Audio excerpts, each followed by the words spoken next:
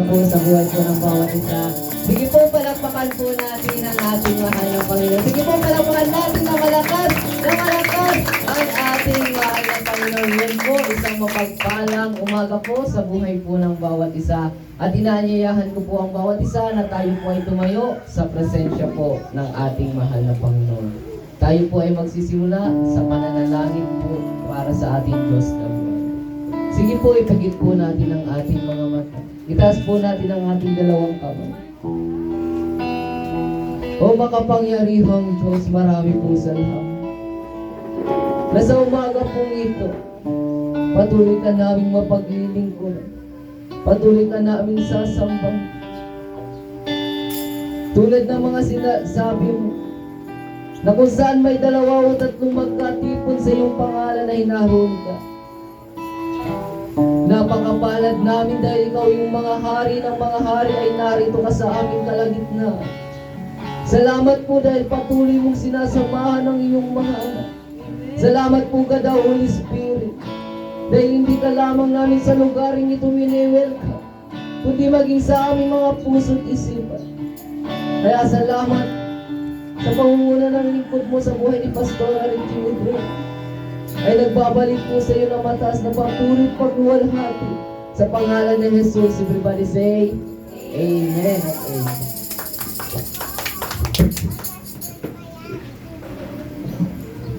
Amen. Pinagpalang umaga sa mga lahat, higit sa ating Diyos na buhay.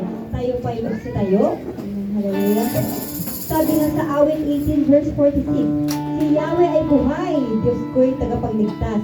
Matibay ng loob, purihin ang lahat. Handa na ba kayo magpuri sa ating Diyos na buhay? Amen. Hallelujah. Palakpakan po natin Diyos na buhay. Amen. Hallelujah.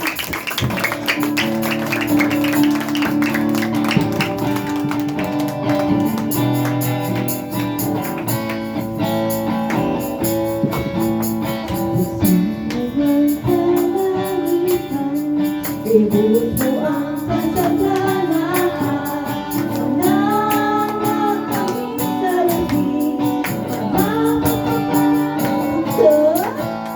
Buksan mo ang kalangitan, ibuhos mo ang kasaganaan ng magkaming salapi, ibuhos mo.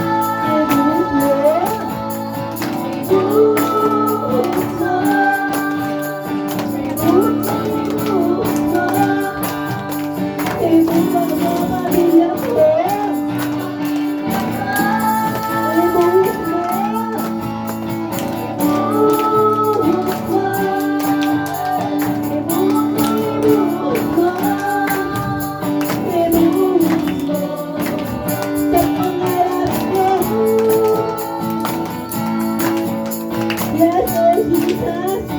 Napakabuti mo, Diyos. Hallelujah. Minsan pa natin purihin natin, Diyos, na buhay.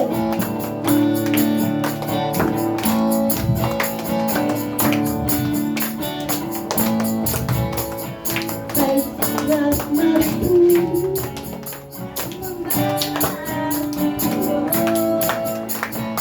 kahit sarap umawi, ngayon ating Diyos. Sabay sa Diyos. Sabay-sabay na itataan ang ating mga tingin. Sabay-sabay na titigan. Hallelujah! Tayo na sama-sama ang magaling ng pagsamba. Tayo na sama-sama na umawi ng papuri sa nagisang Diyos. Nagisang Diyos. Nagisang Diyos. Kasi Cristo ay sarap magpuri. Ay sarap magpuri. Sumamba sa ating Diyos. Ay sarap umawi. Sumaya sa ating Diyos. Sabay-sabay. Ay tataas ang ating mga tingin. Sabay-sabay na titigan ng hallelujah sa Diyos. Tayo na sama-sama na magaling ng pagsamba. Tayo na sama-sama na umawi ng papuri sa nagisang Diyos. Nagisang Diyos. Nagisang Diyos. Kasi Cristo ay sarap manatili. Ay sarap manatili sa presensya ng ating Diyos. Ay sarap napili at magbilang sa ating sabay-sabay. Sabay na itataan ang ating mga tinig. Sabay-sabay na titigan. Hallelujah! Tayo na sama-sama na magaling ng pagsamba. Tayo na sama-sama na umawi ng papuri sa nagisang Diyos. Nagisang Diyos. Nagisang Diyos. Yesu Cristo. Nagisang Diyos. Sa nagisang Diyos. Nagisang Diyos. Nagisang Diyos. Yesu Cristo. Cristo God. Yes, sir. Yes, forever Jesus. Napakabuti mo, Diyos. Hallelujah sa buhay ng Panginoon sa Panginoon. Salamat ikaw, Hallelujah. Sa mga pangako mo, ibabalik mo lang ang kanyang Diyos. Thank you, Jesus.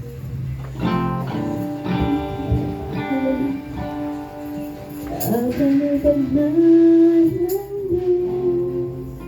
walang katulad mo. Lahat ng puhot sa iyo ay luluhod. Lahat ng labi magsasabing ikaw lamang, Jesus, ang Panginoon ko.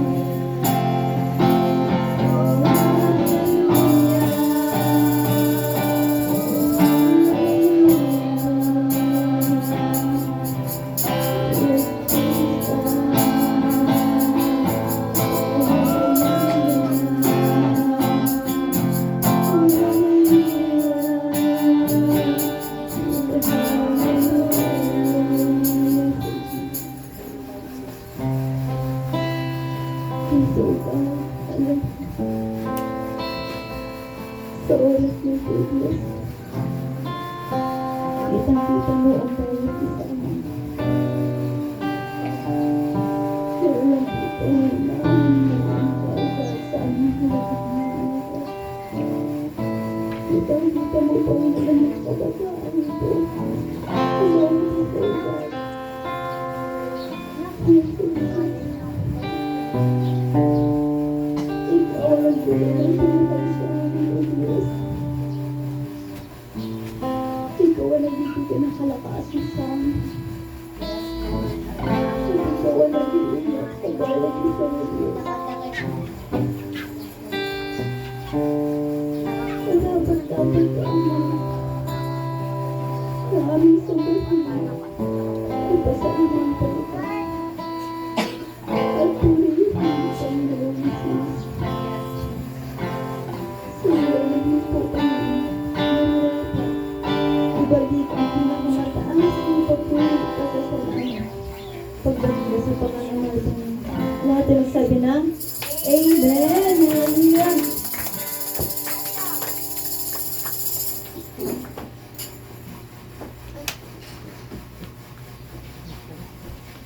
Praise God. Sige po, muli nating palakpakan ang ating mahal na Panginoon. At isang magandang umaga po sa buhay po ng bawat isa na narito sa ating nanay sa pananampalataya, Pastora Ricky Idradan. At sa lahat ng kanyang katuwang katimbang, isang mapagpalang umaga po sa lahat po na sa inyo. Kaya mga minamahal, bagamat hindi nakapunta yung mga matatandang in-invite po namin, pero yung mga bata po yung mga nakapunta lang. Kaya sige po, muli po, palakpakan po natin ang ating mahal na Panginoon. Darako po tayo sa pangalawang gawain po ng ating mahal na Panginoon na tayo po ay magbibigay sa gawain po ng ating mahal na Panginoon. Na bagamat maraming beses na po tayo nakapakinig ng salita po ng Diyos patungkol sa pagbibigay, bagamat hindi pa naman po ito maunawaan ng mga bata na narito, pero tayo po na matagal na po sa iglesia po ng Diyos ay bagamat paulit-ulit po natin ito napapakinggan, nababasa. Kaya pakinggan po ulit po natin sa aklat po ng Mateo chapter 6 verse 19. Ito po yung sinasabi. Kung may mga Bible po kayo, basahin po natin. Sabi po sa aklat ng Mateo chapter 6 verse 19, huwag kayong mag-impok ng mga kayamanan dito sa lupa. Dito may naninirang insekto at kalawang at may nakakapasok na magnanakaw. 20. Sa halip mag-impok kayo ng kayamanan sa langit, do'y walang naninirang insekto at kalawang. At walang nakakapasok na magnanakaw. 21. Sapagkat kung saan naroroon ang inyong kayamanan, naroon din ang inyong puso. Kapagpalain po tayo ng Panginoon. Sabi po dito sa aklat ng Mateo chapter 6 verse 19 na mga minamahal, huwag daw po tayo mag-impok ng kayamanan dito sa lupa. Na bagamat maganda po iyon na mayroon po tayong kayamanan dito sa lupa, pero wag daw po natin bigyang focus yung mga bagay-bagay dito sa lupa. Kasi bakit po? Mas bigyan daw po natin halaga yung mga kayamanan na hindi daw po nasisira, hindi na nanakaw, hindi nasisira ng mga insekto o kinakalawang. Ano po ba yung kayamanan po ng ating mahal na Panginoon? Yung mga kaluluwa po. Kasi bakit po? Yung isang tao, yung kaluluwa ng isang tao, kapag ito po ay naipasok o naipanumbalik sa Panginoon, hindi lamang po yung Diyos yung magagalak, hindi, libo-libong anghel yung magagalak po. Kaya sabi po dito, kung nasaan daw po yung ating mga puso, ay naroon po yung kayamanan. Na kapag yung puso po natin, puso po natin ay mga nasa bagay ng mga makasanlibutan, ay talagang uunahin po natin yung mga bagay na makasanlibutan. Pagtatrabaho, paglalaba, pag-aaral. Di ba po, uunahin po natin yung mga bagay na makasanlibutan kasi bakit po? Naroon po yung ating mga puso. Ngunit kung yung puso mo o yung ay nasa Diyos, uunahin mo po ang paglilingkod po sa Panginoon. Kaya po mga minamahal kong kapatid sa Panginoon, napakahalaga na ang Diyos yung ituring po nating kayamanan. Kasi ang lahat ng bagay dito sa mundong ito, sabi sa aklat ng Mateo chapter 24 verse 35, na ang langit, lupa ay mawawala o maglalaho. Pero mananatili yung salita po ng Diyos. Na lahat ng pag-aari natin sa mundo pong ito po ay lilipas. Mas higit daw po natin bigyang halaga yung kaluluwa po natin. Yung pananalangin, pag-aayuno, pagbabasa ng salita ng Diyos. Kasi bakit po? Ito po yung magsisilbing password po natin sa langit. Hindi po tayo maliligtas ng kayamanan po natin. Kasi bakit po? Hindi po kailangan ng Diyos yung pera po natin. Ang kailangan ng Diyos yung oras, atensyon, pananampalataya po natin sa Kanya.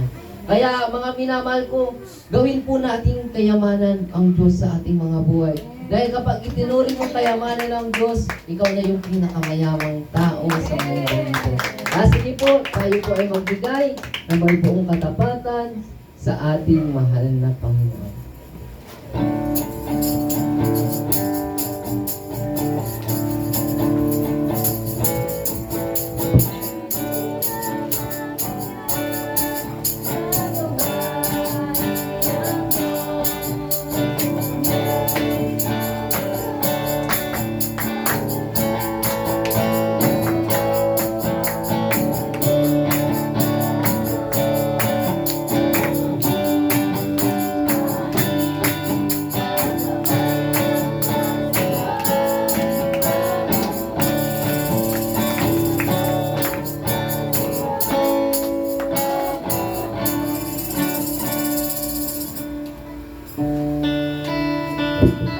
Sige po, iulat po natin ang ating mapagpalang. O makapangyarihang Diyos, marami pong salamat. Patuloy po namin pinapaalala sa iyo yung mga salita na ito'y ibabalik mo ng siksik, bibig at nag-uumabot. At sasawayin mo yung lahat ng plano ng Diablo sa aming mga buhay. Kaya marami pong salamat. I-bless mo po yung lahat na nag-loob sa iyo, Panginoon. Salamat po sa oras po nito na karangalan ka sa pamamagitan ng pagkakaloob. Kaya sityohan mo po ito kada Holy Spirit, tanggapin mo ang mataas na patuloy pagluwalhati sa pangalan ni Jesus. Everybody say, Amen. Amen. Sige po, palakpakan po natin ng malakas na malakas ang ating mahal na Panginoon. Muli po, inaanyayahan ko po muli ang buhay ng bawat isa na tayo po ay tumayo sa presensya po ng Panginoon para salubungin po natin ang Diyos sa pamamagitan ng kanyang lingkod at sa pamamagitan ng kanyang mga salita. Sige po, ipikit po muli natin ang ating mga mata. Itaas po muli natin ang ating mga. Damhin po natin ang presensya ng Diyos. 6 na araw tayo naglaan ng oras sa mundong ito.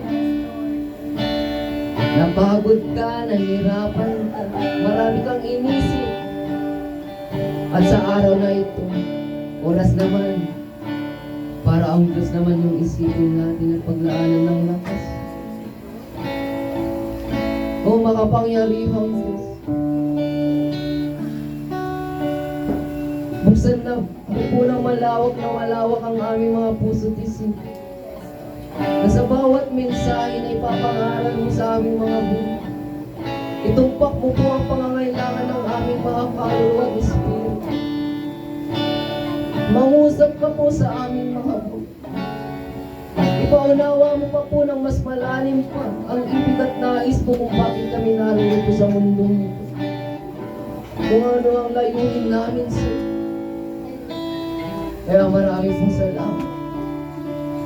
Inaanyayahan po namin ang lingkod ng Diyos sa buhay ni Pastora Catherine Destroy.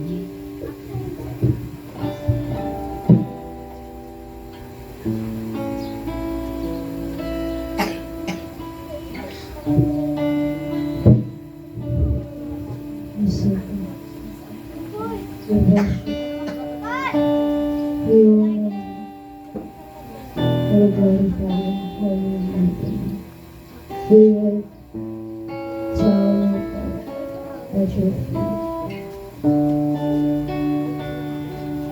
Yes,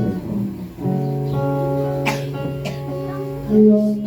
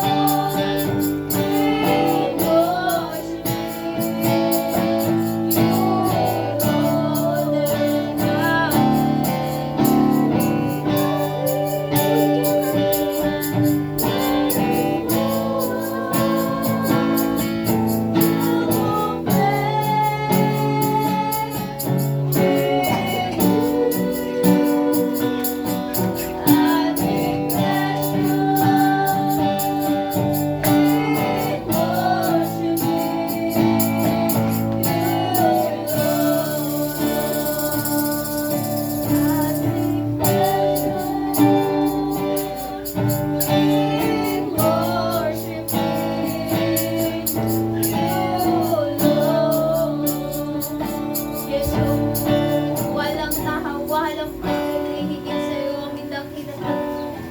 Maraming salamat sa biyaya at kabag sa tinakdang araw mo na ito, tinakdang panahon at oras, upang kami minsan pa ay magkaroon ng lubusan at nag-umapon ng kadalanan. Maraming salamat sa mga tumugon sa panawagan. Salamat po Diyos sa lahat ng mga dumako dito at nagbigay, naglaan ng oras at panahon. Tunay nga na hindi mahaksayaw, Diyos, ang pagwarin mo. Lahat ng mga anak mo, mga pinili mo, kami lahat para sa kapulian. At ang buhay na ito ay para sa iyo. Kaya Father God, tugunan mo ang aming espiritual na pangangailangan. Punuan mo ang aming mga kakulangan. Pag umapawin mo ang aming uhaw at gutom na kaluluwa. Salamat po Diyos ng salita may magiging kanilaw, lamparat, ilaw sa aming mga lalakad. Kaya ang iyong lingkod ay mababa at maitas. Kaya aming dakilang Diyos, sa iyo lamang dapat ibalikan natin ang kapurihan, karangan, pagdakilan, pagsambat, pagluwalhati, salamat sa pangalan ng aming dakilang Diyos. Pangalan mo Jesus at sa pamagitan ng Espiritu Santo. Ang ating samot dalangin na tayo masabi ng Amen. Glory to God. Palakpakan po natin ang ating Diyos na. Amen. So, minsan pa muli, palakpakan po natin ang ating Diyos. Sa pangunguna ng ating nanay sa pananampalataya, napatawalaan ng Diyos sa relasyon nito ay bumabati po kami ng sa mapagpalang umaga at puno ng ligaya na araw po ng linggo. Sa lahat po ng mga narito at sa mga bata. Ready na ba kayo, mga bata? Opo! Children ministry tayo. Glory to God. So, sige po, kung handa na po tayo, huwag na po tayong malikot. Tumupo po tayo ng maayos.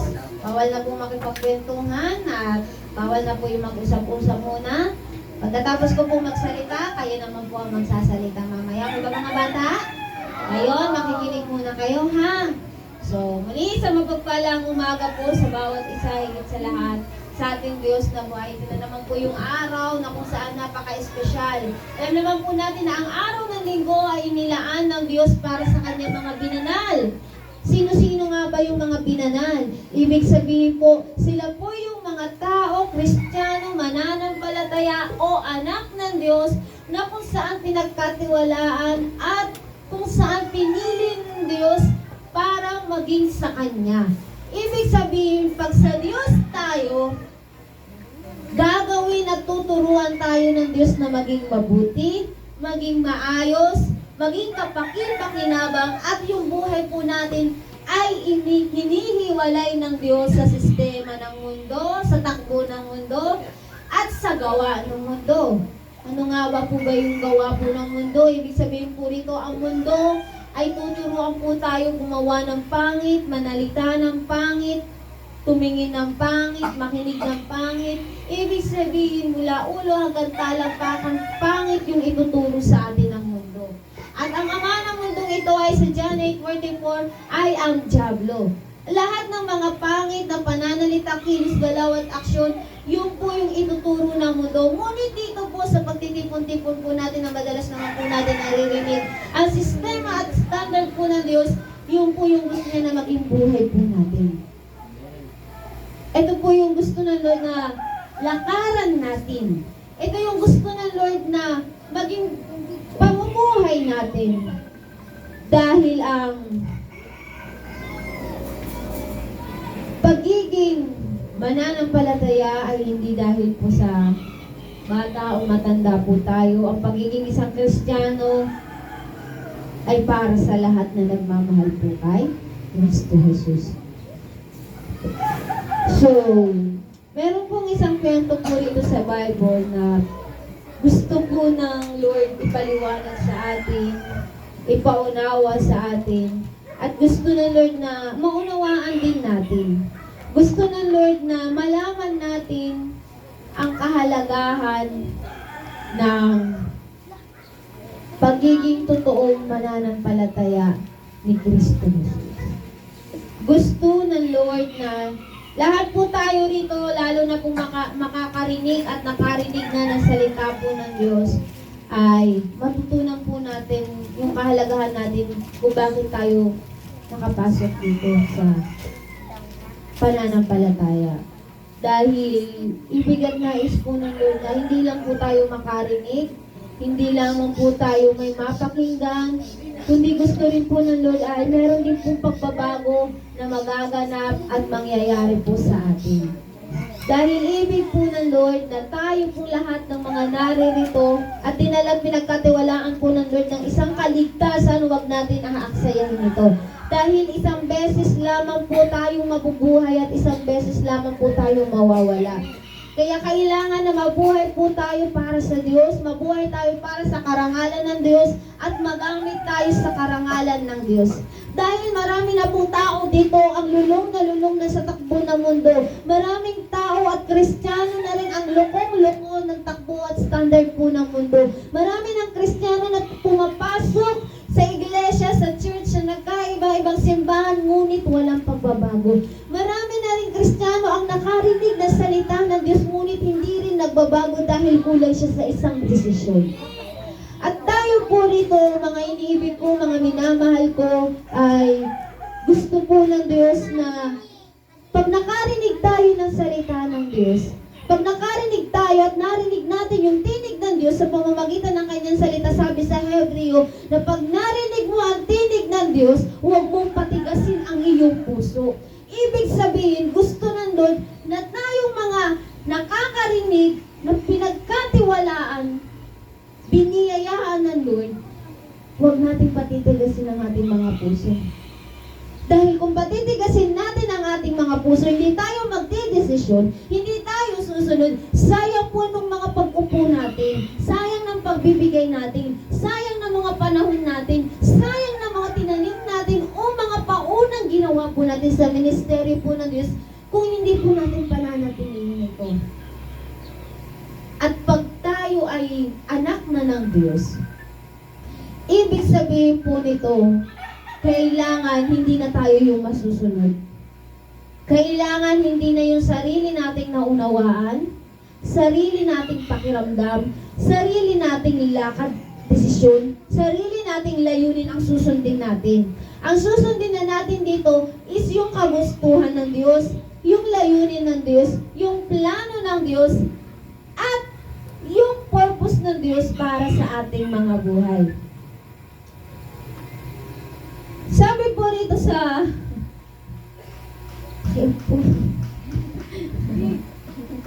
Amay ka na ka mga pag-video po.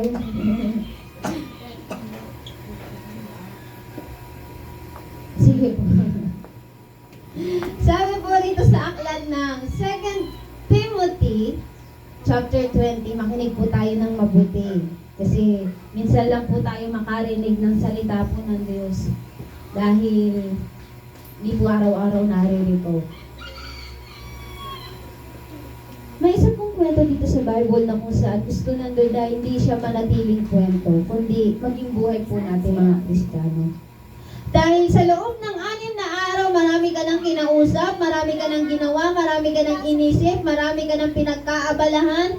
Sa loob ng 6 na araw, marami na tayong nilakad, marami na tayong napuntahan sa loob ng 6 na araw, marami na po tayong, sabi nga po nitong pinagpaguran. Ngayon, it's about time na makikinig tayo ng maayos, it's about time na tatanggap po tayo ng mainam, at it's about time naman po na tayo po ay kailangan may matutunan sa araw na ito.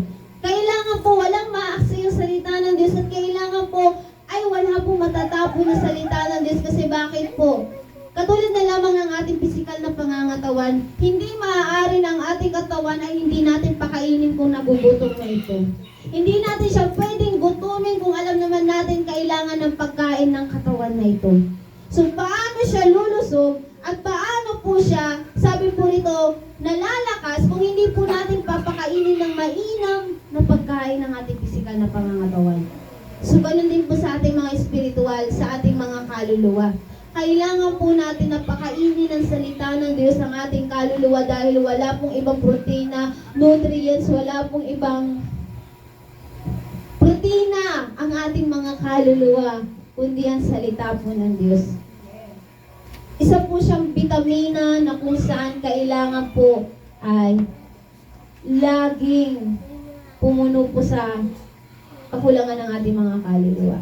Dahil sabi sa Romans 10:17, ang pakikinig ng salita ng Diyos ay nagbubunga po ito ng kahinam na pananampalataya. Ngunit hindi po yung pag-aaralan po natin. Ang pag-aaralan po natin ay isang bilang binago at kasangkapan na po ni Kristo Jesus. Sabi sa 2 Timothy chapter 2 verse 20. Pababa, basahin ko po sa inyo, makinig po tayo. Sabi po rito, sa isang malaking bahay ay may iba't ibang uri ng kasangkapan. Mayari sa ginto o pilak. Mayroon namang yari sa kahoy o putik. May ginagamit para sa tanging okasyon at mayroon naman pang araw-araw. Ang sino mang, sabi po rito, ang sino mang lumalayo sa kasamaan ay tulad ng sisidlang natatangi. Malinis at karapat dapat gamitin ng may-ari para sa lahat ng mabubuting gawain. Kaya nga, iwasan mo ang masamang hilig ng kabataan sa halip na pagsikapan mong maging matuwid, tapat, mapagmahal, mapayapa, kasama ng mga taong may pusong malinis na tumatawag sa Panginoon. So hanggang 21 lamang po tayo. Ulitin ko po. Sa isang malaking bahay ay may iba't ibang uri ng kasangkapan. May yari sa ginto o pilak at mayroon namang yari sa kahoy o putik. May ginagamit para sa mga tanging okasyon at mayroon namang pang-araw-araw.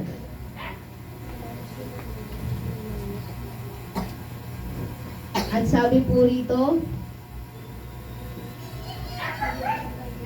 ang sino mang lumalayo sa kasamaan ay katulad ng sisidlang natatangi, malinis, karapat dapat gamitin ng may-ari para sa lahat ng mabubuting gawa.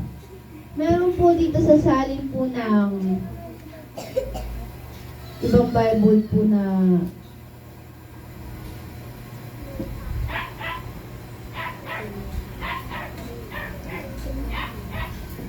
ADB version po.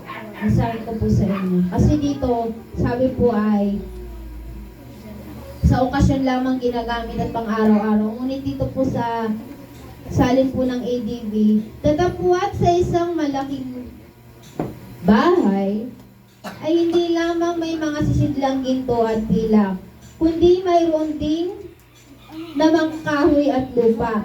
At ang iba'y sa ikapupuri at ang iba'y sa ikakasirang uri.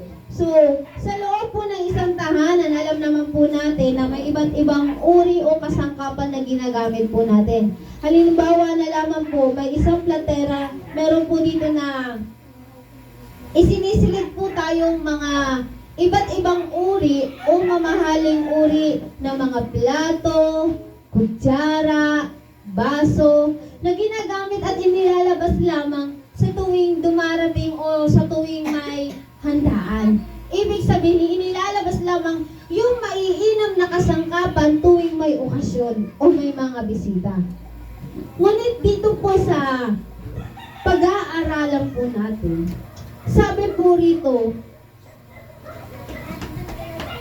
ibig at nais po ng Lord na tayo'y maging isang uri din ng sisidlang natatangi. Dahil hindi tayo pwedeng gamitin ng Diyos kung tayo ay marumi.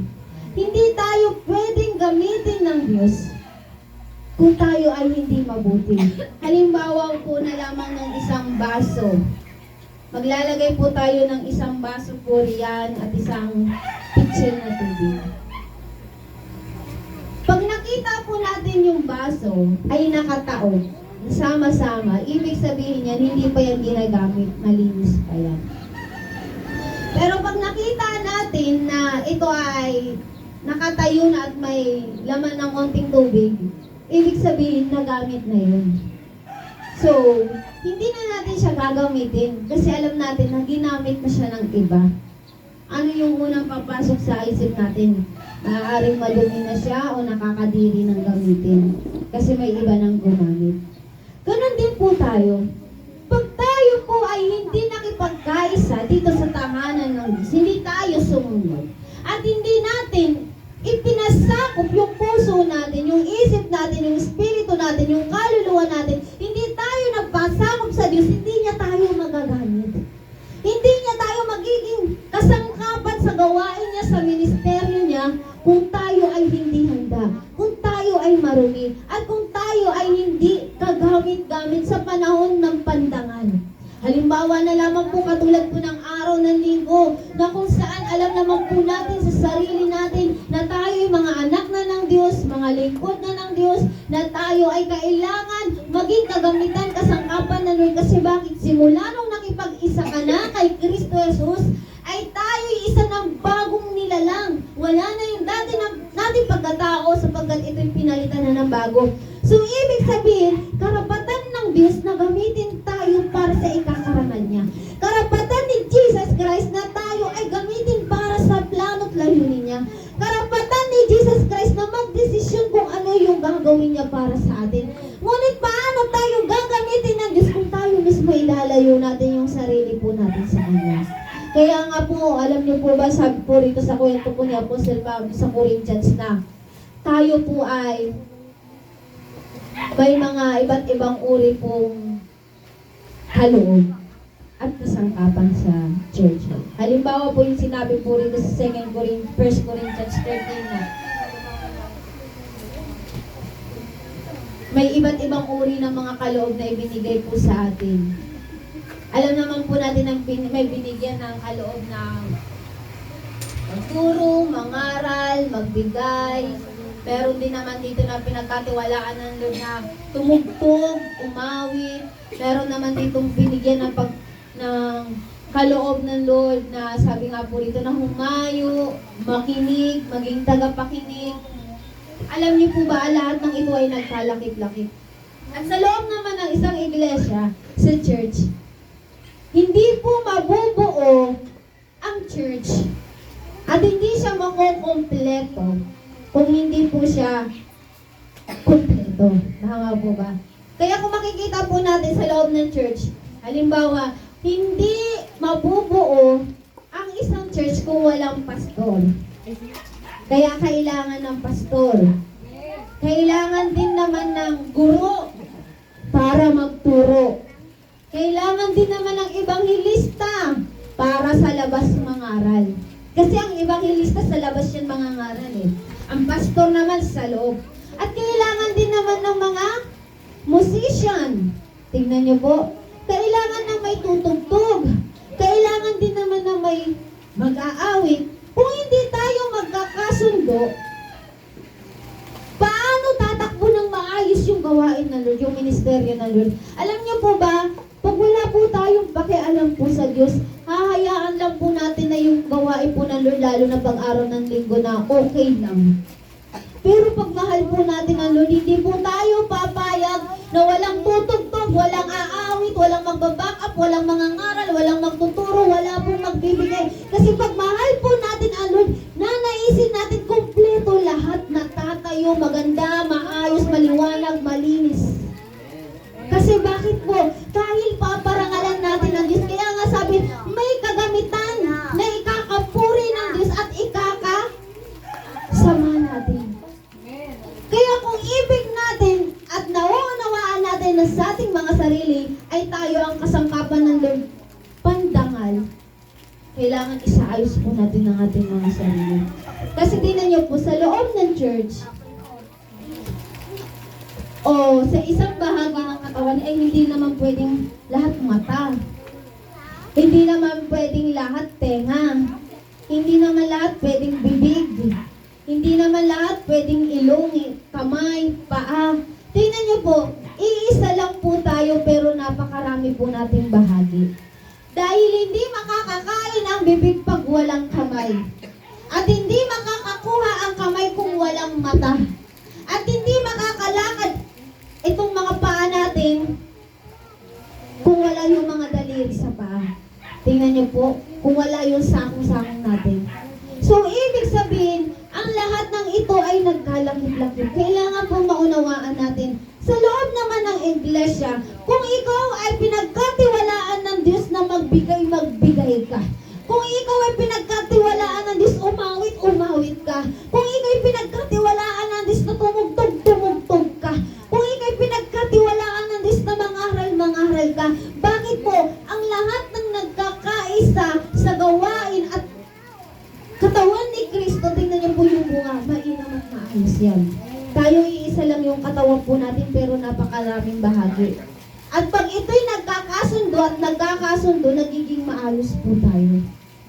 Kaya kailangan maunawaan po natin na sa loob ng iglesyang ito, kung itinuturing natin ang ating mga sarili, na tayo po ay kabahagi sa iglesia po ng Diyos, igagalang po natin ang Diyos, unang-una, ang ministeryo ng Diyos, at ang programa ng Diyos.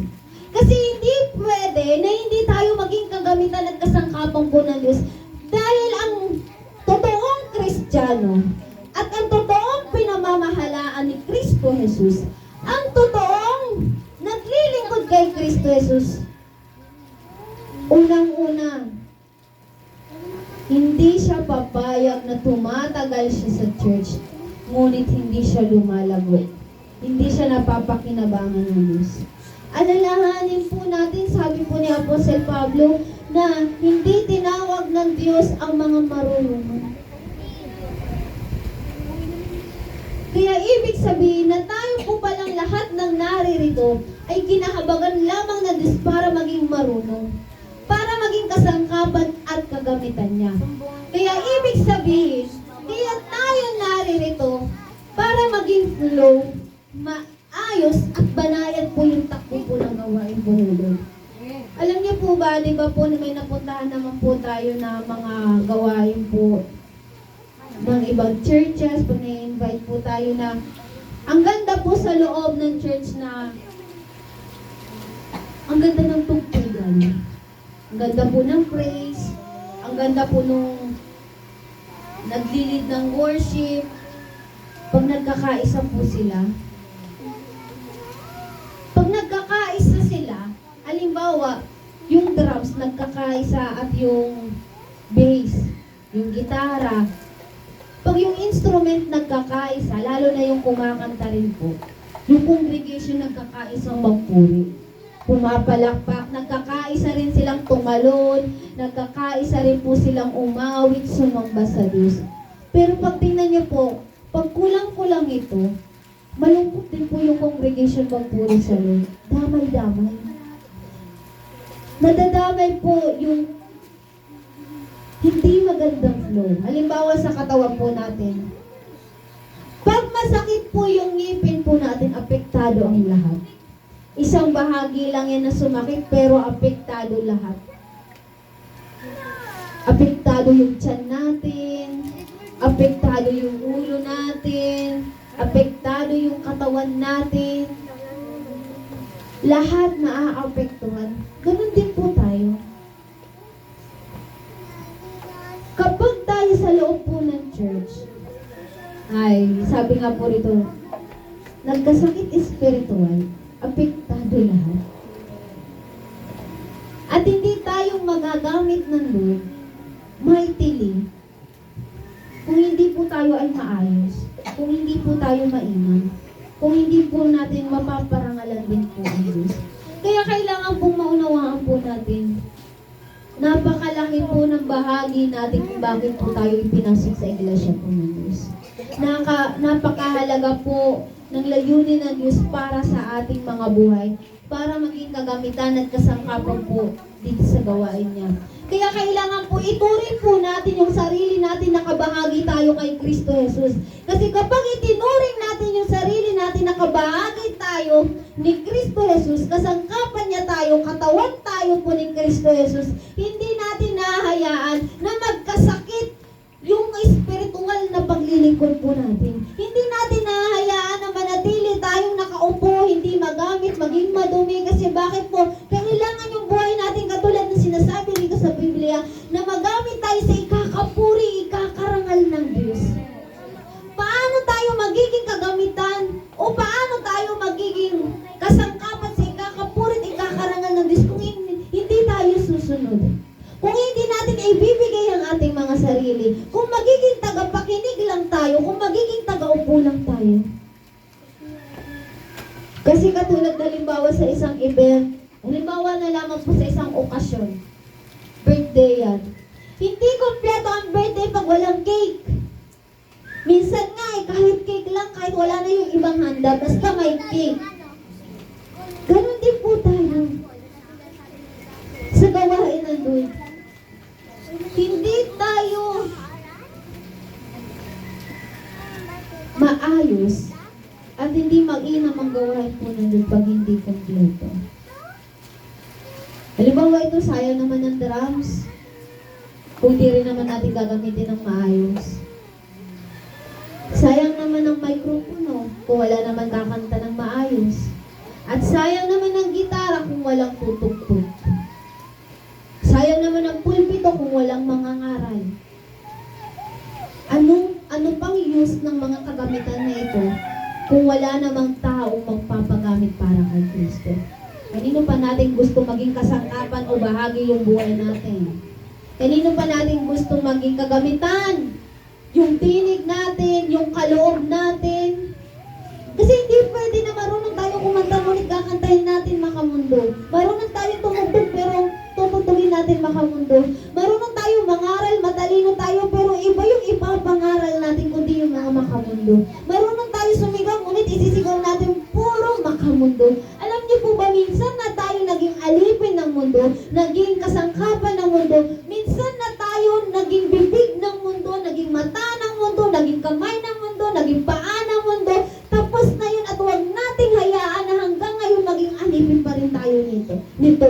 Kaya nga sabi po sa isang tahanan, kailangan tayo po yung ginagamit na kasangkapan po ng Lord para sa isang okasyon na kung saan natatangi. Kaya kailangan yung mga sarili rin po natin, isipin natin na tayo ay natatangi. Kasi kung iisipin din natin na ordinaryo lang tayo, ang baba po ng level ng paglilingkod natin sa Lord. Okay lang na hindi ka makapag-pray, na hindi ka itayo. Meron pong mga ganong kaisipan na okay lang na malate, okay lang na hindi makinig ng maayos. Halimbawa, pastor ka, okay lang na hindi magturo, evangelist ka, okay lang hindi sumigaw, nagpa-follow up ka, okay lang hindi mag-follow up. Yung kaloob mo magbigay, minsan okay lang na hindi magbigay. Ibig sabihin nun, kulang ka pa. Kulang pa yung pagmamahal mo sa Diyos. Kulang pa yung paglilingkod mo sa Diyos. At kulang pa yung pananampalataya mo sa Diyos. Ibig sabihin, pag kulang ka pa, kulang pa rin yung kaligtasan mo. Hindi pa rin ito buo at hindi ka pa rin sigurado. Kasi bakit hindi rin sigurado yung ginagawa mo kay Kristo Jesus? At pag hindi sigurado yung ginagawa mo kay Kristo Jesus, hindi rin sigurado yung kaligtasan mo. Kasi ang gusto na Lord yung committed. Kasi pag ikaw ay Kristiyanong hindi committed sa Lord, ibig sabihin, hindi po yung pagmamahal mo sa Diyos. Kasi ang totoong Kristiyano committed yan. Ang totoong Kristiyano kasangkapan ng Diyos yan. Hindi niya hahayaan na pangit ang flow ng Sunday service. Hindi niya hahayaan na pangit ang flow ng prayer meeting, ng Bible study, ng evangelism, ng follow-up ministry. Kaya mga minamahal ko, mga iniibig ko, ang pagiging Kristiyano ay isang totoong paglilingkod po ito. Totoong pagbabago at totoo pong serbisyo na kailangan nating gawin. Kung yung mga nasa gobyerno hindi totoong nagsiservisyo, dapat tayo mga Kristiyano, totoo tayo nagsiservisyo kay Jesus Christ. Totoo tayo nagsiservisyo sa ministry ni Jesus Christ.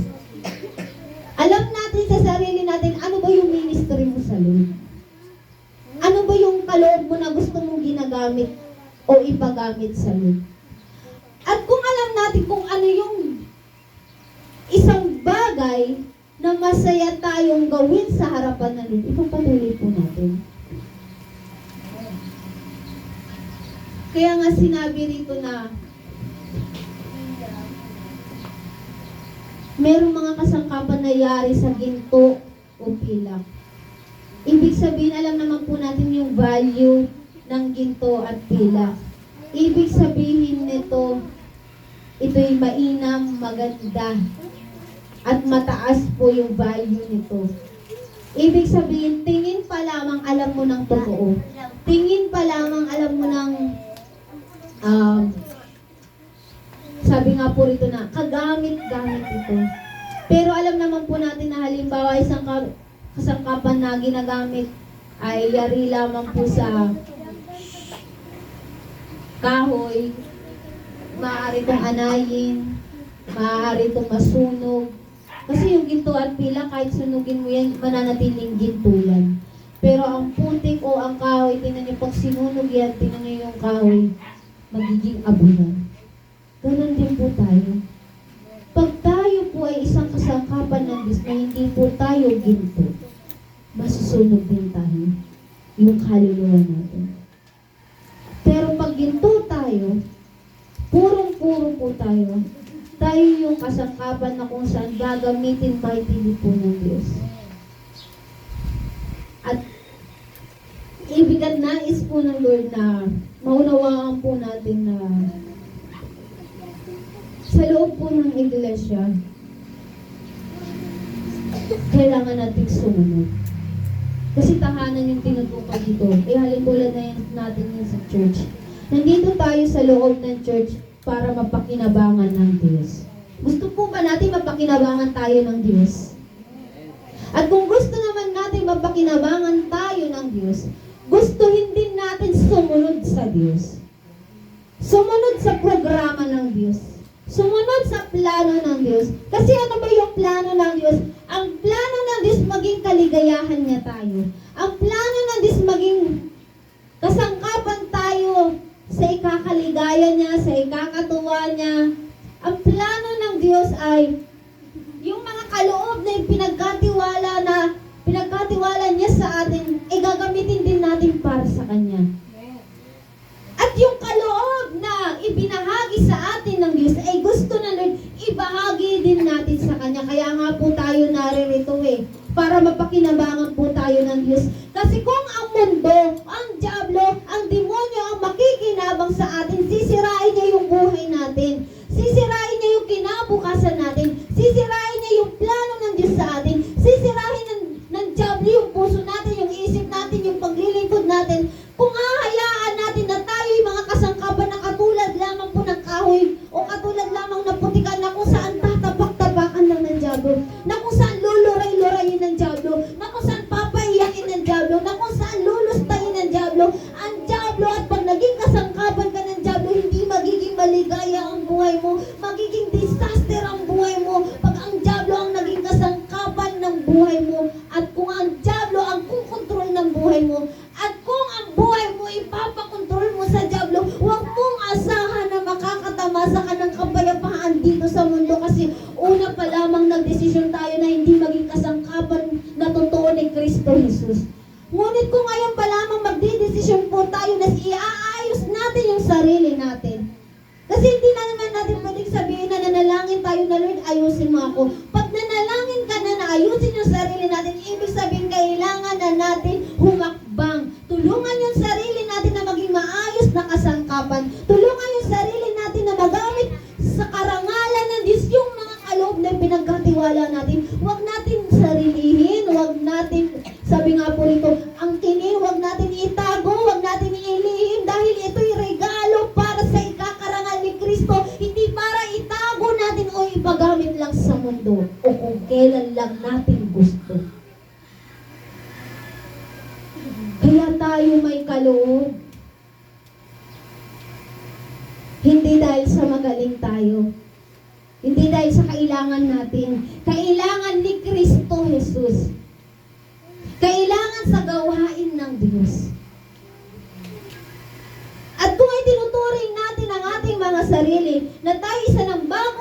lang, ibig sabihin, prioritize po natin na mapaligaya at masunod ang Diyos. Hindi yung kalooban natin, hindi yung sarili natin, dahil hindi tayo nabuhay para sa sarili nating layunin plano, kundi nabuhay tayo, nalikha tayo, nalalang tayo, nabago tayo, naging born again tayo, naging Kristiyano tayo, para maging kasangkapan ng Diyos sa maraming gawain, sa maraming ministeryo, maraming kaluluwa, na yung kaloob natin, yung tinig natin, yung bawat bahagi ng katawan natin ay kailangan mapakinabangan ni Kristo Jesus para habang nandito po tayo sa lupa, napapasaya na natin siya.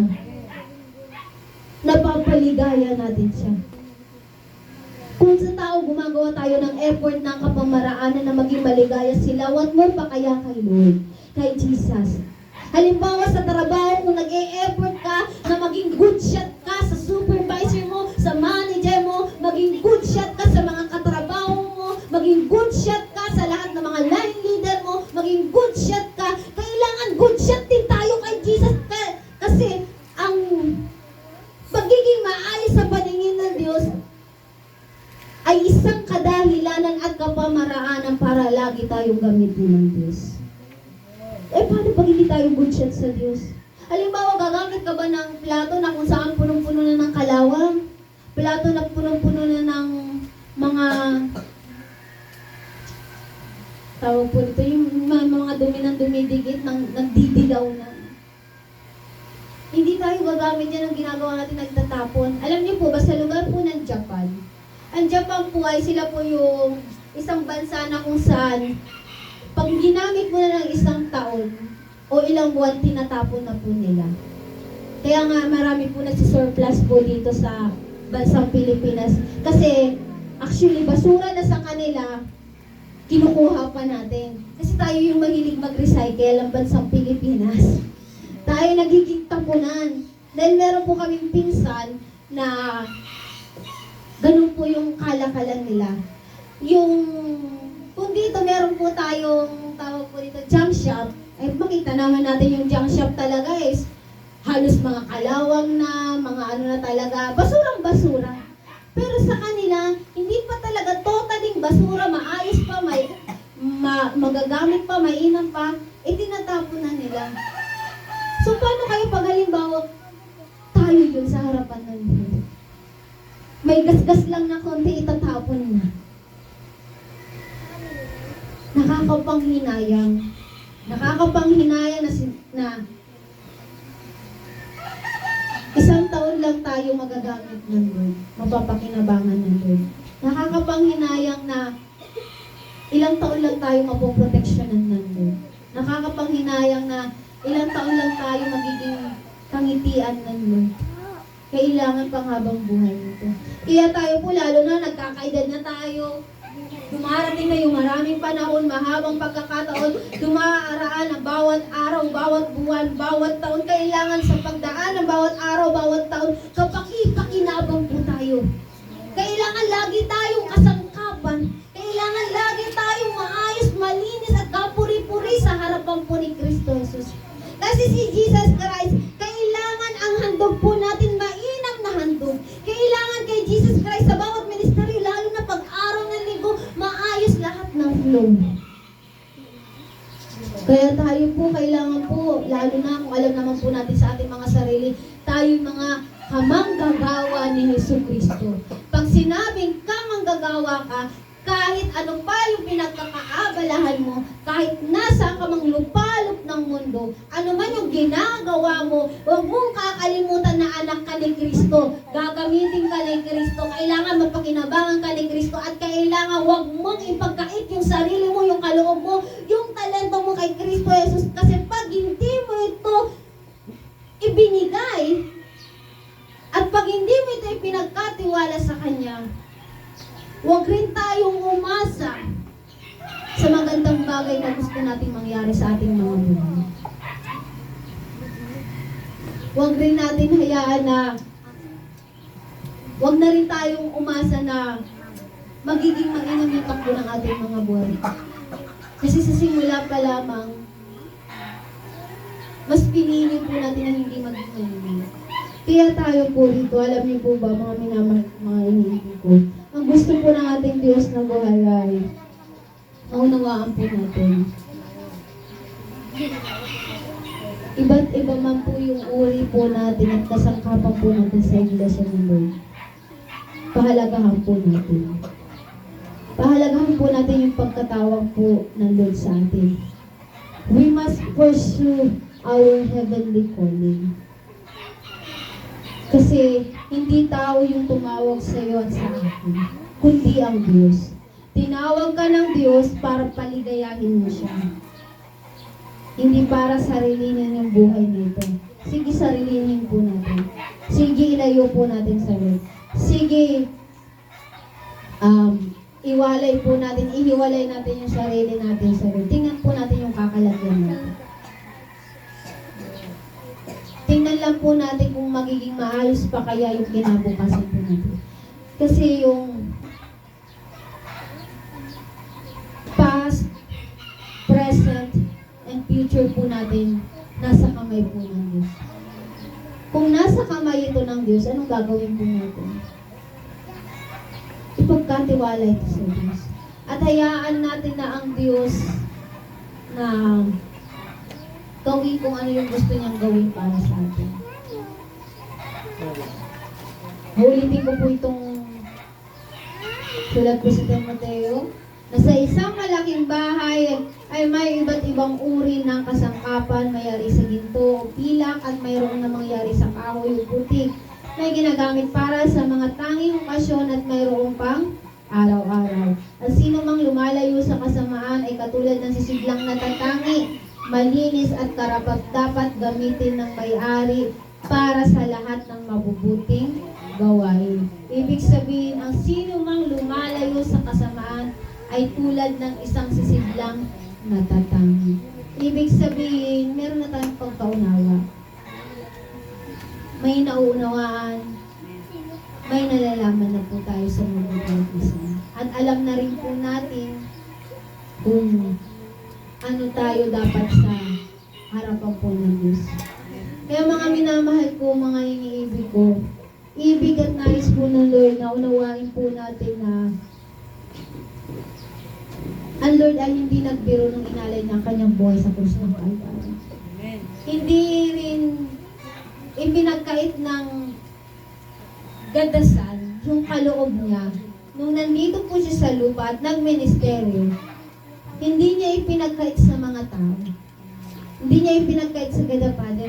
Binigyan siya ng isang kaloob na magpagaling. Sinarili ba ni Jesus Christ? Hindi. Nagpagaling siya. Binigyan siya ng kaloob na magpalayas ng mga demonyo. Sinarili ba ni Jesus Christ? Hindi. Nagpalayas siya ng napakaraming demonyo. Binigyan siya ng kaloob na magbigay. Sinarili niya ba? Hindi. Pinakain niya yung 4,000, yung 5,000, yung 3,000. Maraming nakinabang doon sa meron siya. Binigyan siya ng karunungan, ng wisdom ng God the Father. Sinarili niya ba? Hindi. Kaya nag-raise up siya ng 12 disciples. Kaya nangaral siya, nagturo siya. At maraming naligtas at nakaunawa. Dahil hindi niya sinarili. Si Haring David, meron siyang kaloob na tumugtog. Sinarili niya ba? Hindi.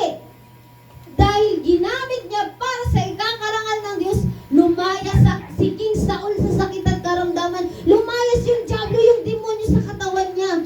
Kung sinarili yun ni King David, edi sana hindi lalaya si Saul. Edi sana si Saul mananatiling alipin ng diablo, ng demonyo noon ng bad spirit.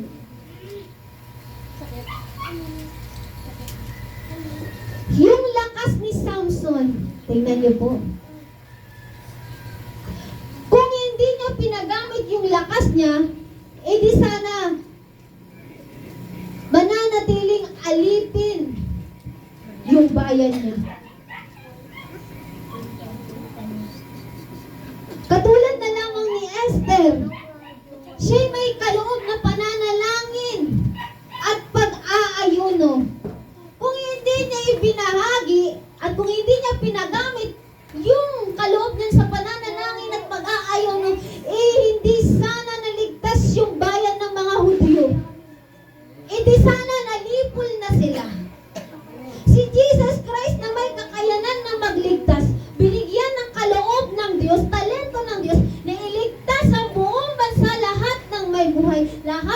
kasalanan. At kung hindi niya pinagamit yung kaloob niya, wala tayong salvations. Yung mga taga-Macedonia, kung hindi nila ipinamili ang kanilang mga ari-arian at hindi ibinigay sa templo ng Diyos, sa mga apostol ng Diyos, sa tingin niyo po ba makakakain yung mga mahihirap? Hindi. Ngunit dahil sila'y nagkaisa, tingnan niyo po, buong bayan ng Macedonia, nagkaisa na ibenta, ipagbili ang kanilang kayamanan para lahat makakain, para lahat magkaroon, para lahat ay makinabang. Ganon ang isang totoong mananampalataya. Hindi sinasarili yung kaloob na ipinagkatiwala ni Kristo Jesus. Hindi nagiging makasarili, hindi nagiging sakim kasi bakit? Hindi yun ugali ng Diyos, hindi yun nature ng Diyos, hindi yun lakad ni Kristo Jesus, lakad yun ng mundo, ng diablo, ng demonyo, ng mga impakto. Ang pagiging makasarili, ang pagiging masama, gawa yan ng mundo. At ngayon, hindi tayo gawa ng mundo, gawa tayo ng Diyos. Kailangan maunawaan natin na dapat hindi na tayo kabahagi o kasangkapan ng mundo. Kailangan kasangkapan tayo ni Kristo Jesus. Dahil hindi pwede na ang diablo, ang demonyo, ang laging lumiligaya, ang laging sumasaya, ang laging pumapalakpak, ang laging nagtutuwa, ang laging nagdidiwang sa kanilang kinaroroonan sa impyerno. Alam niyo po ba, ang mga diablo ay pumapalakpak ng pupuri, sumasamba sa tuwing sila ay nagkakaisa na sirain ang isang mananampalataya. Kung tayo ay isa sa mga Kristiyano, mananampalataya na pinapagamit po natin ang ating mga buhay sa kanila at hindi sa ikakaluwalhati ng Diyos, ito po ang ginagawa ng diablo, nagdidiwang sila. At ano ang nangyayari sa mga anghel sa Diyos? Nalulungkot sila, tumatangi sila, nananalangin kasi bakit? Hindi niya tayo napakinabangan tayo ng diablo. Kaya wake up church, ang chapter, kailangan po, ito na po yung panahon, ito yung oras, yung pagkakataon na gamitin tayo ng Lord mightily. Huwag tayong manahimik, huwag tayong uupo, huwag tayong magbulag-bulangan, magbingi-bingian. Huwag po natin i-mute yung spiritual talent natin, ipagamit natin sa Lord. Maraming panahon, pagkakataon na ginamit na tayo ng mundo. It's about time na tayo naman ay pakinabangan ni Kristo Jesus. Hindi lang tayo mapakinabangan, kundi mapakinabangan ng totoo, maligaya, masaya, kaaya-aya, ganap sa harapan niya. Kasi ang diablo takot manalangin. Ang diablo ayaw niya sa pakikipagkaisa. Ang diablo ayaw niya na ginagamit ang lahat ng mga Kristiyano para sa gawain ng Lord.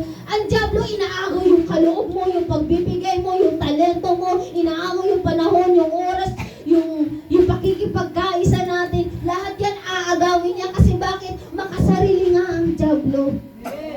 At ang gusto ng diablo, sirain ka, ilayo ka kay Kristo Jesus, hindi ka magpakinabangan, maging masama ka, hindi ka maging kalugod-lugod. Kaya ang pupuntahan mong kapahamakan, paghihirap kasi bakit? Mas pinakinggan natin yung plano, takbo, bulong ng mundo kesa sa plano, layunin, plano ng Diyos para sa ating mga Kristiyano. Tutulungan po natin ang ating mga sarili. Kaya nga sabi, meron kasangkapang pandangal, kailangan tayo yun. At kung hindi ka naging kasangkapang pandangal, ano ka? Sino ka? Ikaw yung putik, ikaw yung kahoy, mabubulok, magiging abo, aapak-apakan. Yun ba yung plano natin? Yun ba yung gusto natin? Kaya tayo pumasok sa Victorious Miracle Jesus Ministry. Kaya tayo pumasok sa pagiging born again, sa pagiging Kristiyano, para mapakinabangan ni Kristo at talikuran na ang mga ginawa't panluloko ng diablo, demonyo at mundo.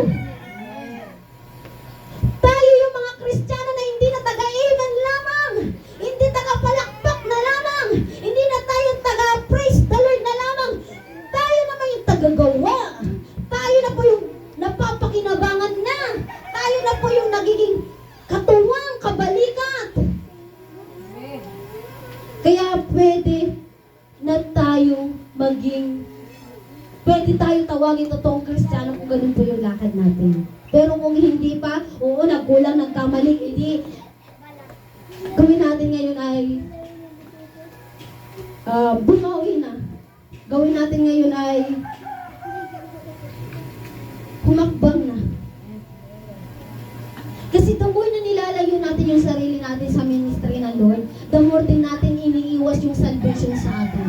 At the more na iniiwasan natin yung prayer meeting, yung pakikipag-unite sa program, the more na inilalayo natin yung sarili po natin sa mga ibinababa pong programa sa church, sa iglesia, sa main church, sa lingkod ng Diyos, nagaling sa Diyos mismo, inilalayo rin natin yung sarili natin sa paggalang, sa pagrespeto, sa pagpapasakop, sa pakikipagkaisa kay Kristo Jesus. Inilalayo natin yung sarili natin sa paglago, inilalayo natin yung sarili natin sa kaganapan, inilalayo natin yung sarili natin sa kasakdalan. Pag ganun yung nagiging kaisipan at gawa po natin, at yung hakbang natin ay nagiging ganun, tayo mismo ang nagpapahamak sa sarili natin.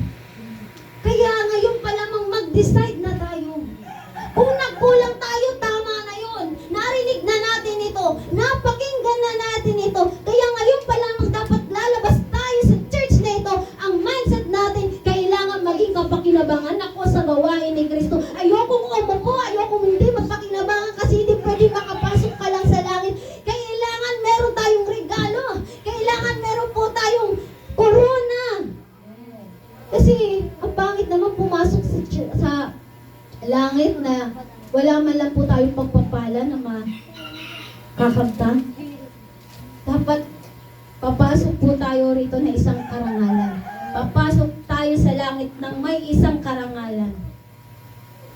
At doon natin sasabihin sa Lord na, Lord, it is done. It is finished. At sasabihin naman na Lord sa atin, welcome my faithful servant. Aawardan tayo na Lord. Yun yung maganda, yun yung mainam, at yun yung maligay at masaya na i-welcome tayo ng Diyos, ng mga anghel ng Diyos. Hindi yung mag-welcome sa atin yung diablo. Welcome sa impyerno, pahihirapan ka, luluray-luray rin ka, tatadyakan ka, tsatsap-tsapin ka, kakainin ka ng mga uod. Yun ba yung gusto po natin?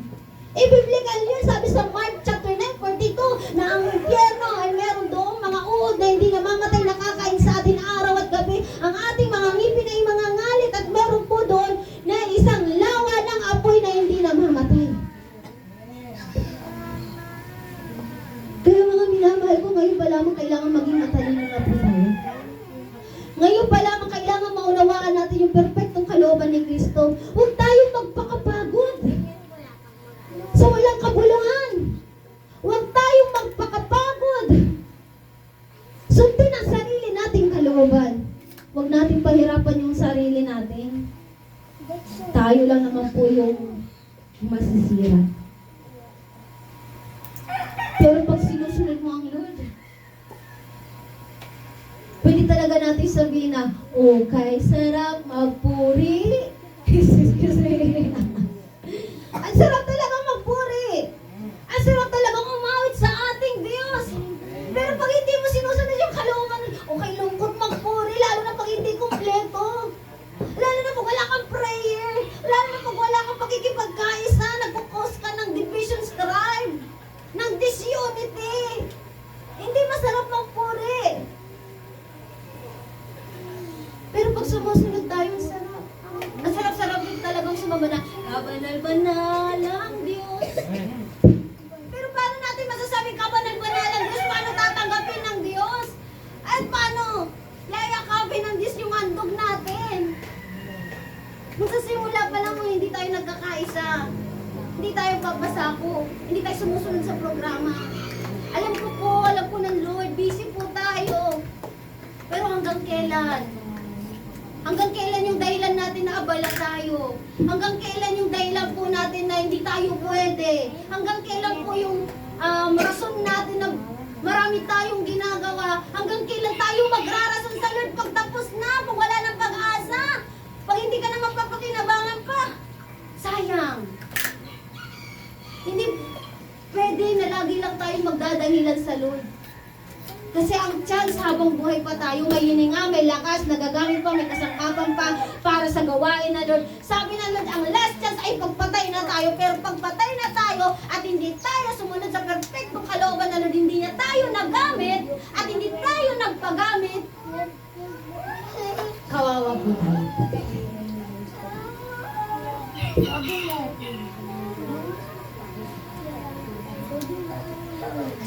awitin kanina.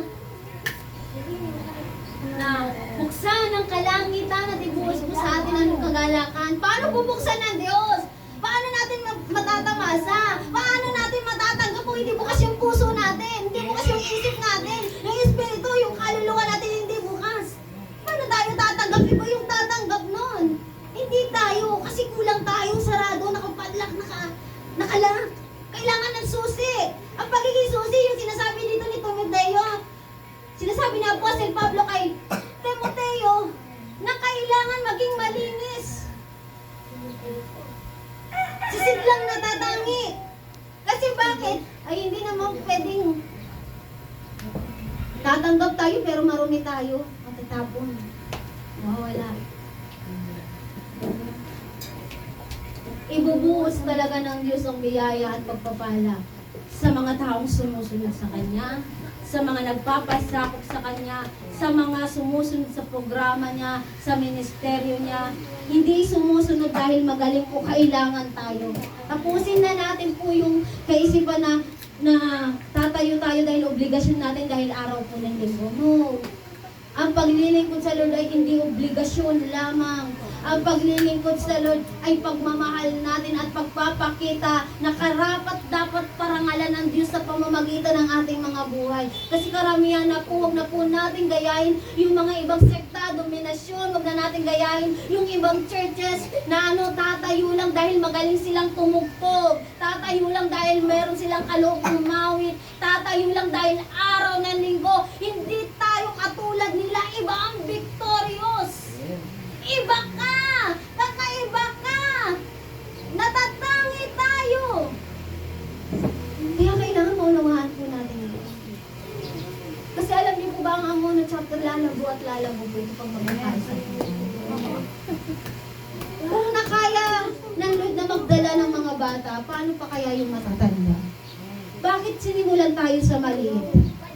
Para mapagkatiwalaan tayo sa malaki. Ganun din po, kaya tayo pinagkatiwalaan sa mga kaloob na yan. Para magamit sa malalaki pang kasangkapan. Kaya kung ito pong araw po ng linggo, mahalaga po sa atin. Kung itong araw po ng linggo ay special po sa atin. Kasi minsan obligasyon na rin eh. Dahil Kristiyano ka, dahil araw ng linggo, kailangan dumalo. Kailangan magsimba tayo. Ay kailangan nakaupo tayo sa designation natin. Ay hindi tayo mawala dahil Kristiyano nga tayo. Pero hindi eh. Ang araw ng linggo ay special po sa atin. Dahil mahal natin ang Diyos at special sa atin ang salita ng Diyos. Pero pag hindi mahalaga sa iyo ang araw ng linggo, ikaw lang yung Kristiyanong kukuya-kuya-kuy. Alam niyo po ba? Kukuya-kuya-kuy na Kristiyano. Yung pagano'n-ganon lang, papadyak-padyak lang ng paa, kinig-kinig ng onte, tapos lalabas na, wala na. Kuya-kuy na Kristiyano. Pag ganun tayo, hindi tayo Kristiyano. Anti-Christ tayo. Anti-Christ tayo yan. Kasi bakit? Hindi kami tayo yung Anti-Christ na kung saan na lilipon dito sa mga Anti-Christ sa ugali. Sinabi yan ni Apostle John sa 1 John na pag hindi tayo nagpapasakot, Anti-Christ po tayo. Sabi po ni Apostle Juan sa unang Juan chapter 30 ata po yun na. Pag tayo yung mga hindi nagpapasakop, Anti-Christ po tayo. Pag tayo hindi sumusunod, Anti-Christ tayo. Kapag tayo ay hindi nakikiisa, Anti-Christ tayo.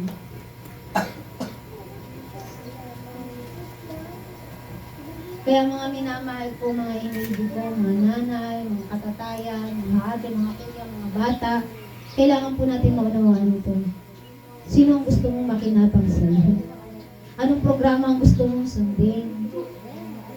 Sinong Diyos ang gusto mong pagpasakupan? Diablo, programa ng mundo. Actually, tayo nga, sumusunod tayo sa programa ng mundo eh. Kasi kailangan natin sumunod. Halimbawa, yung pag nasa kalsada tayo, meron dyan yung mga tawag dito yung may green light. Ganun. Stoplight. Eh, pag sinabi naman na go tayo. Pag sinabing stop tayo. Tingnan mga basic lang yan, pero sinusunod natin kasi bakit? Pag sumuway tayo, ticket yan. Ticket yan. Ulit-ulit ka sumunod, ticket yan. Kung hindi na ticket, impound na yung motor, impound na yung sasakyan. Kasi bakit sumuway tayo eh. Ganun din sa Lord. Maaaring sa unang pagsuway, ticket lang. Pangalawang pagsuway, ticket pa lang din. Pero sa kataon na tatlong pagsuway o more on, baka ma-impound na yung kaligtasan natin. Matutubos lang natin ulit yan pag sumunod na tayo, nagpakumbaba na tayo, nagpasakop na tayo, gumalang na tayo, rumespeto na tayo, at nagpagamit na tayo ng totoo. Kaya wag natin hahayaan mo impound yung kaligtasan po natin. Kasi hindi pwedeng ma-stuck ito. Hindi pwedeng hindi mapakinabangan po natin mga Kristiyano. Kaya tayo po mga minamahal ko po, mga iniibig ko, naunawaan po ba natin ang kahalagaan ng pagkikipagkaisa sa programa po ng ating Diyos na buhay na ibinabaan niya sa Victorious Miracle Jesus Ministry. Kaya nawa po maunawaan niyo po yung puso po ng Diyos na ibinaba po sa oras po na ito, na lalo na po pag-araw po ng Friday, music team, mga ngaral, mga nagtuturo. Alam niyo naman po na napakalaki po ng bahagi po natin sa Lord. Huwag po nating nilalang yung kaloob natin. Huwag po nating itago, huwag po nating laging irason na abala po tayo. Kung kaya po natin at kayanin din po talaga natin. Dumalo po tayo sa prayer meeting. Nakipagkaisa po tayo. Igalang po natin ang Lord. Kasi sabi nga na, paano mo igagalang ang Diyos? Kung yung utos niya dito sa lupa, hindi natin magalang. Kung sa tao pa lang na ibinaba ng Diyos, hindi natin may respeto, hindi tayo makapagpasako, paano pa kaya sa Lord?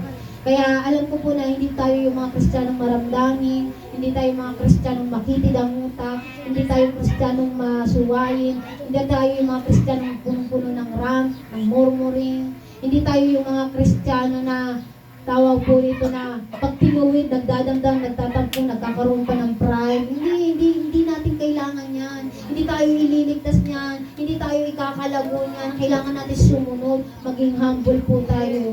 Kasi kung gusto natin sa langit, gawin po natin itong magagandang bagay nito. Kaya I do believe na tayo malago na glory to God. Tayo malago na sa harapan po ng Diyos. Kaya katulad ng isang kasangkapan, sa isang kwento na merong mata, merong bibig, merong tenga, ay hindi naman pwede yung pastor nyo, sila pa yung kakanta, sila pa mag-worship, sila pa yung tutugtog. Diba po? Kaya nga po tayong marami. Kasi para magkaisa po tayong lahat. Hindi ako nagpaparinig, hindi ako sunagaano. Ito yung gusto ng Lord at revelation ng Lord kasi alam ng Lord na maunawain tayo. Kasi alam ng Lord na mataba yung puso natin. Alam ng Lord na punong-puno ng kababaan ng loob yung puso natin. Kasi bakit? Eh hindi naman tayo anak ng mundo, anak tayo ng Diyos. Kaya, salamat na sa araw po ng Friday. Marami na ang dadalo sa prayer meeting. Lalo na yung music team, dadalo na po mga aawit ng Lord. Kaya kailangan po talaga na maunawaan natin na gaano ba kahalaga yung kaloob mo. Kasi kung hindi mahalaga din sa inyo yung kaloob mo, hindi nyo talaga pahahalagahan ito.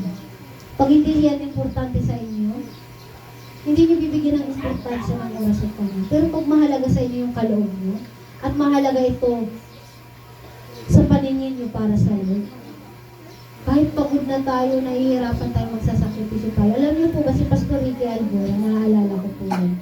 Hindi pa po siya full time. Ang trabaho niya po ay sa Mandaluyong. At yung church po natin sa GCG ay nasa Bilasco pa po. Ang out niya po ay nasa 9 p.m. po yun. At tayo ay nagde-devotion po doon gabi-gabi sa Bilasco. Alam niyo po ba siya, na kahit kakaot niya lang po sa trabaho. Mula Mandaluyong, traffic pa po yan kahit medyo malapit lang. Pero sobrang traffic. Pumupunta siya dito sa Pasig para makapag-devotion. Ganun ang lingkod ng Lord. Hindi alintana yung pagod, hindi alintana yung sakit, yung antok, yung situation niya. Kasi alam niyo po ba, pag lagi natin iniisip na pagod tayo, na gusto natin ng pahinga, hindi naman masama. Pero pag lagi na lang tayong ganun, isang araw lang hinihingi ng Lord, sobra na. Diba po? Kasi bakit? Tingnan niyo po, hindi naman nga tayo araw-araw na may devotion. Yung prayer meeting natin, Friday lang. Hindi na nga overnight prayer meeting na lang kasi ilang oras lang. Minsan magsisimula tayo ng alas 7, matatapos tayo ng 9 or 10. Ilang oras lang, hindi pa natin mapagbigyan ng Lord. Tayo nga araw-araw pinagbibigyan ng Lord. Araw-araw kang binibigyan ng lakas, protection para makapasok sa trabaho, makapasok sa paaralan. Binibigyan ka ng Lord ng wisdom para makapagtrabaho ka ng maayos. Binibigyan ka ng Lord ng wisdom para makapag-aral ka ng maayos. Binibigyan tayo ng Lord ng wisdom para magawa natin ng maayos. Araw-araw yung gagawin natin. Pagkatapos tayo, ilang oras lang ipagkakait natin. Devotion ipagkakait natin. Prayer meeting para magamit tayo mightily, maging maayos yung flow ng Sunday service na Lord, ipagkakait pa natin. Huwag tayo maging makasarili, hindi nature ng Lord yan. Pagiging masuwayin, hindi ugali ng Diyos niyan, ugali ng mundo, ng diablo, demonyo na impacto. Hindi tayo mukhang impacto. Hindi tayo mukhang demonyo. Hindi tayo mukhang diablo. Anak tayo ng Diyos, kaya kalarawan at kawangis tayo ng Diyos. Dahil Genesis chapter 1, nilikha tayo ng ayon sa larawan at wangis ng Diyos. Kaya dapat ganun din tayo. Kaya, ang Lord ay umaasa po sa atin. Hindi po kami, kundi ang Lord mismo ang umaasa sa atin. Nabibigyan na po natin ng mataas na paggalang, pagrespeto ang araw ng Friday. Lalo na tayong ginagamit ng Lord. Huwag na tayo magmataas, babagsak at babagsak tayo. Kasi si Satan, alam niyo po ba, dahil sa pride, binagsak niya. Dahil sa, akala niya, dahil siya po ay yung isang anghel na sobrang galing umawit, sumamba sa Lord, nagliliwanag, nasa kanya yung government ng mga anghel. Alam niyo po ba, dahil po sa kanyang pagmamataas, at dahil sa kawalan niya po ng paggalang at pagrespeto sa Lord, at dahil sa kawalan niya po ng pagpapasakop sa Diyos, kahit napakagaling niya, yung lahat ng kinang niya nawala.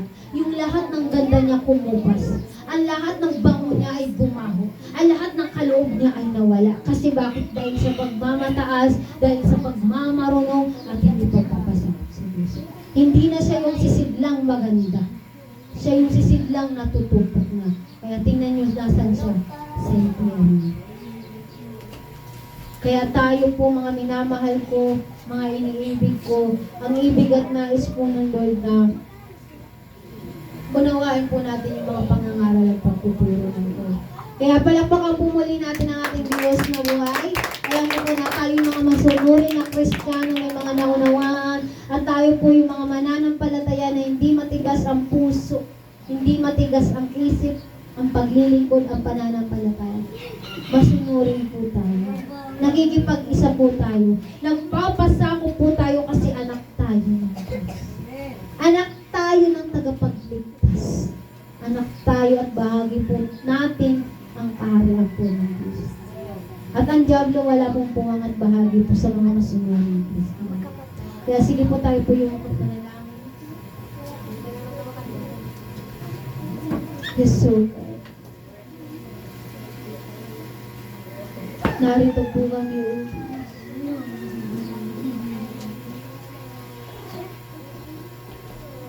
Nagpapakababas sa inyo. Inari po namin na kami nagkulang. Wala ng panahon, ng oras. Kahabagan mo kaming Panginoon kung lagi na lang kami nagrarason. Na kaming abala. Na kaming pagod. Na kami walang sapat na lakas, panahon, ng oras para sa mga. Inaarit, inaamin po namin, Panginoon, ang aming kakulang.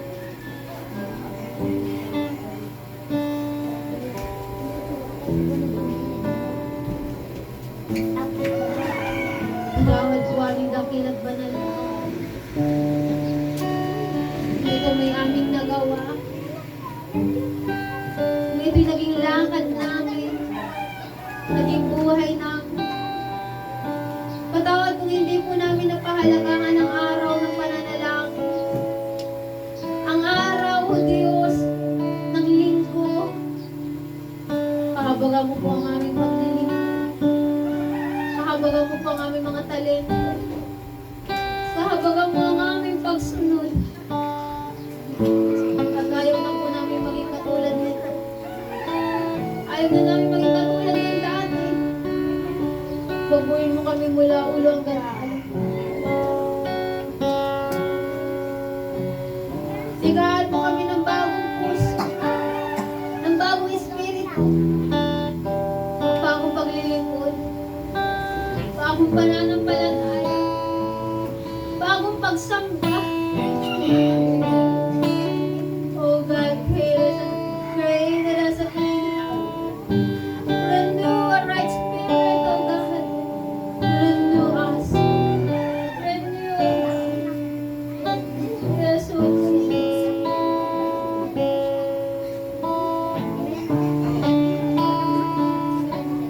We worship you. We honor you. We glorify your mighty name. Oh, breathe in us again, oh God. Renew us again, oh Jesus. God, the Holy Spirit. Pabuhin mo kami. Bigyan mo muli kami ng kaligayahan sa paglilingkod. Maging maligaya ulit ang aming pagsunod. Maging maligaya ulit, oh God, ang aming pagsamba sa iyo. Oh Jesus. Oh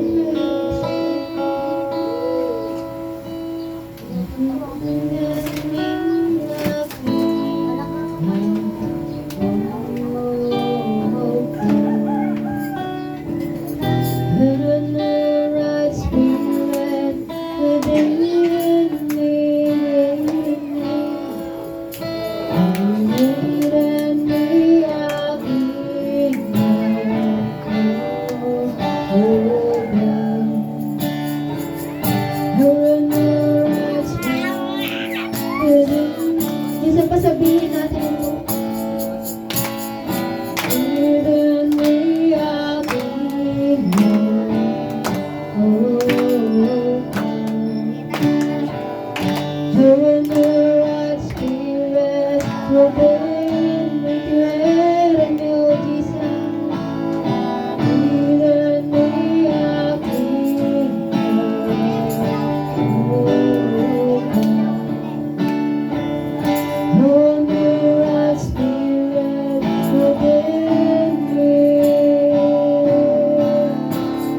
Tells me not away from thy presence.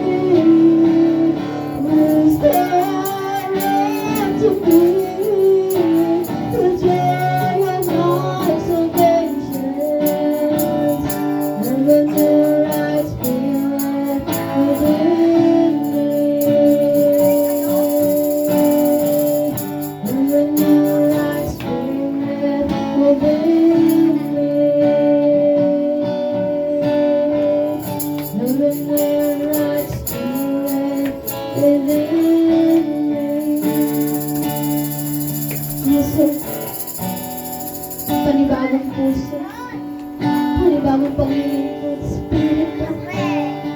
Lord, bigyan mo muli kami ng kaligayahan. Ibalik mo po ang kasiyahan namin nang kami maligtas, nang kami tawagin mo, nang kami palaguin mo, nang kami piliin mo, nang kami itangi at italaga mo. Lord, ibalik mo ang alab namin, ang paglilingkod namin ng may katapatan at katutunan. Ayaw na po namin maging kabigatan. Ayaw po namin maging pabigat sa iyo, sa gawain mo at sa ministeryo. Father God, salamat sa malaking katotohanan na hinahanap mo sa amin, ang mga kaloob na ibinigay mo sa amin. Father God, sa umaga ito, lubusan ang aming pasasalamat sa mga pangangaral at katutunan. Buong puso't pakumbaba namin tinatanggap ito. Nagpapakumbaba po kami sa lahat ng mga pangangaral at pagtutunan. Ito ang pinangaral ko dahil ibig mo kami mabago, maging maayos, maging ganap at sakdal sa paningin, sa harapan mo at sa pagbabalik. At higit maraming salamat po. Ginising mo ang aming mga natutulog na pagtulog po. Ginising mo ang aming mga natutulog na pagsamba, natutulog na pananampalataya at pagsunod.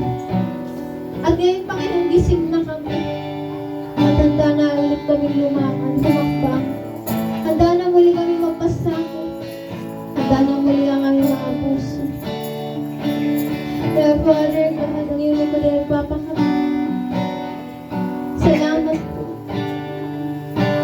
Mula sa iyong likod, Pastoral at Sintero, iyong likod na ito, lahat ng karangalan, kadakilaan, pagluwalhati, pagdakila, ang karangyaan ng karugtan ng Diyos ay sa iyo lang.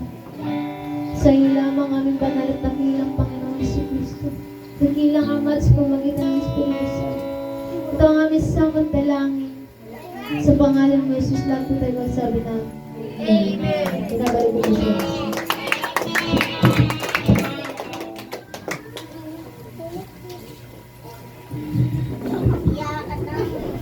Sige po, minsan pa po tayo po para sa formal na pagtatapos ng gawain. O makapangyarihang Diyos, marami pong salamat sa bawat minsan. Tulad ng sinasabi mo sa aklat ng Ezekiel, Panginoon, bibigyan mo kami ng panibagong puso at espiritu para masunod namin ang kalooban mo. Salamat po sa bagong puso at espiritu, Panginoon, na magtutulak sa amin para ganapin at tamahin namin yung kaloob na ipinagkatiwala mo sa aming mga buhay. Nang bawat kaloob ng bawat isa, Panginoon, ay magagamit para sa karangalan. Salamat po, Panginoon, dahil ikaw ang tapat na Diyos na patuloy mag-iingat sa lahat ng pumunta dito, Panginoon.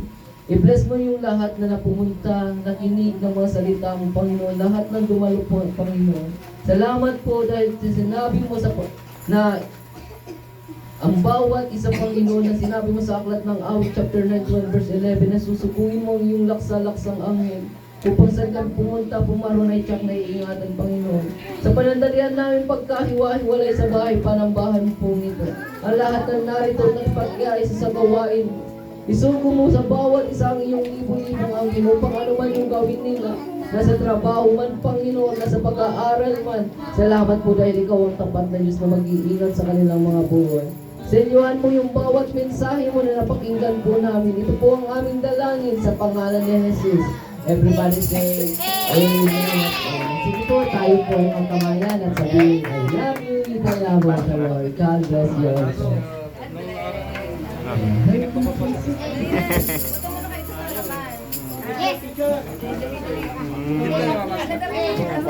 Saan?